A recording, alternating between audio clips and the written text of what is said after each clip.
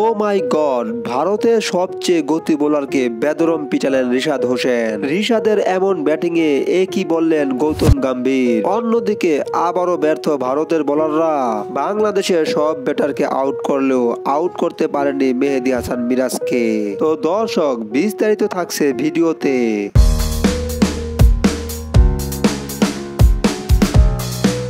ভারত বাংলাদেশ প্রথম টি-20 ম্যাচে বাংলাদেশকে বিশাল ব্যবধানে হারালো ভারত। বাংলাদেশের দেওয়া 128 রানের টার্গেটে মাত্র 11 ওভারেই ম্যাচ জিতেছে ভারত। এই ম্যাচে বাংলাদেশ হারলেও ব্যাটিংয়ে ম্যাজিক দেখিয়েছেন মেহেদী হাসান মিরাজ। আবারও যে ব্যর্থ হয়েছেন ভারতের বোলাররা। সবাইকে আউট করতে পারলেও একমাত্র মেহেদী মিরাজকে আউট করতে পারেননি ভারতের কোনো বোলার। শেষ পর্যন্ত 33 রান নিয়ে অপরাজিত ছিলেন মিরাজ।